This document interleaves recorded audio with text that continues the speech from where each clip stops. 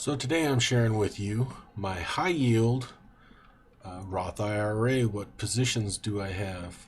Um, if you look back at my plan for retirement video, you'll know I have different portfolios for different time periods. And this is my high yield income Roth IRA that I'm going to be using for ages when I turn 62 and later. And I'm going to share with you also, I'll share with you a few things. I'll share with you dividend increases. I'll share with you the mistakes I made and how I'm going to correct those going forward. So my first holding, as you can see, I'm going to try to zoom in on this. Let me see if I can get a better zoom on here. Is going to be ticker symbol MO. That's Altria. And I own 40.48 shares. And now Altria just raised its dividend. So before it raised its dividend 5%, I was projected to have $129.54 in income. Now that they raised it, it went up to $136.02 for the year. So we'll get rid of that bad boy. So what that essentially has done is it increased my yield on cost from 6.47% to 6.79%. So we'll get rid of that. And Altria has increased their dividend actually it just got 50 years of dividend increases. Next up, SKT, and that's Tanger Outlets, and it's a real estate investment trust. I had just bought it, and I have 100 shares in that. Yearly income $142. Yield on cost is 9.65%, and I put on here likely increase because they've increased their dividend for 26 years in a row so far. Next up, CenturyLink. This is in the communications sector, kind of like AT&T, except this is pure play communications, 5G, wire lines, things of that nature. I own 103.09 shares. They pay $1 a share, so I got $103.09 in income yearly.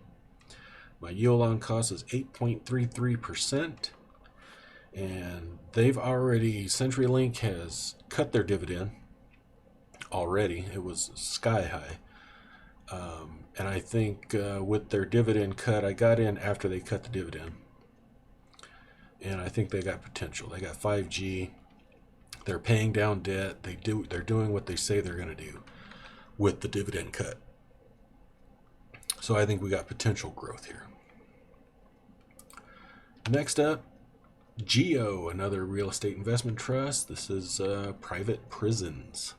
I own 59.39 shares, yearly income $114.03.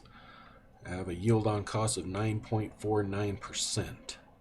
Now the big risk in this is political. So whether you believe in private prisons or not, that is the risk in that stock right now.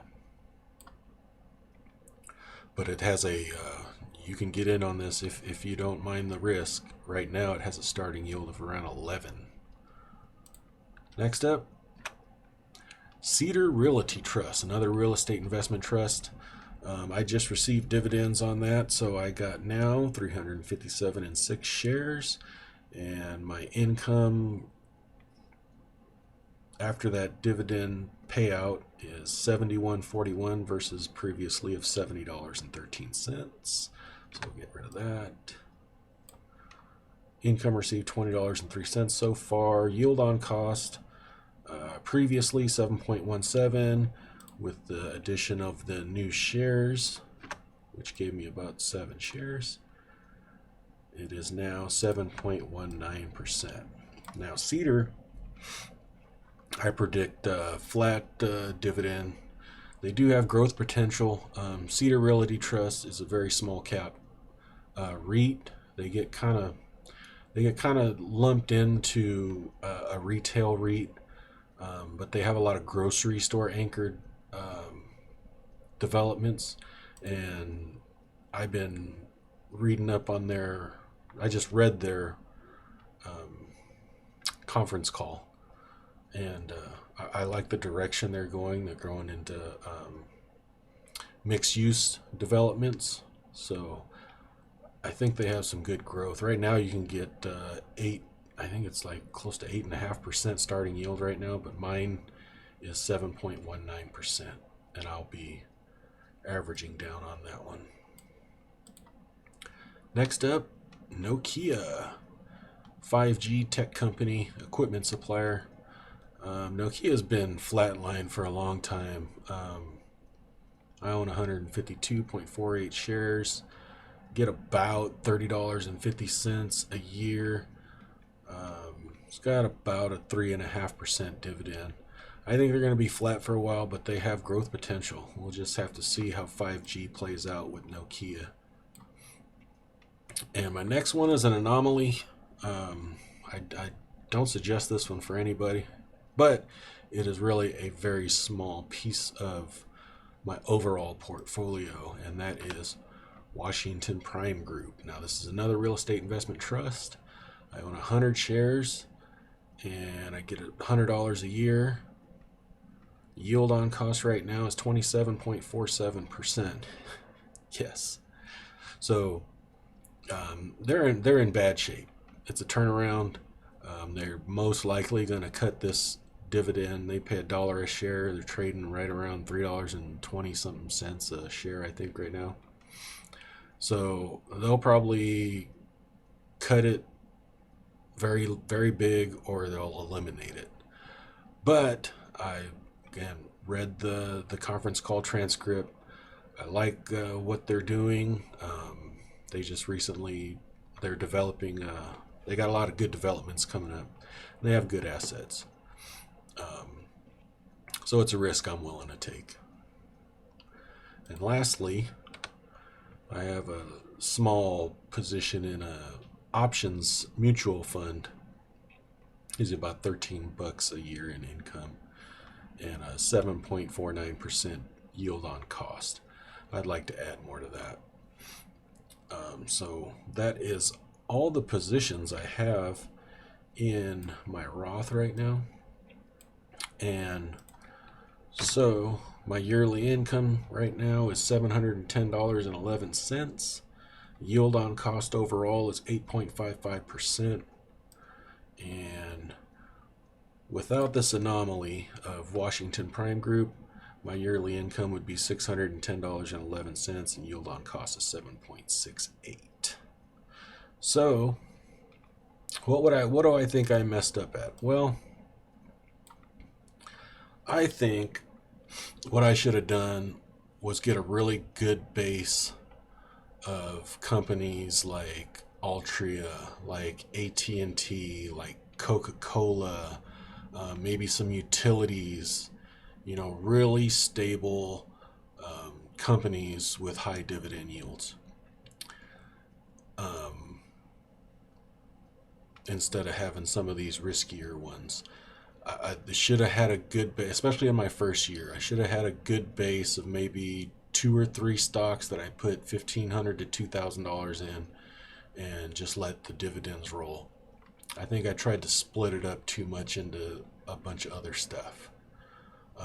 So how am I going to go about fixing that? Well, next year I can contribute $6,000 to the Roth. So what I think I'll do is I definitely want to add to Altria, and I'm probably going to start putting in some stocks from my M1 Finance watch list that you saw. So I probably would want some dividend growers like AT&T in here, maybe BP, gas and oil, maybe PPL Energy, which is a utility,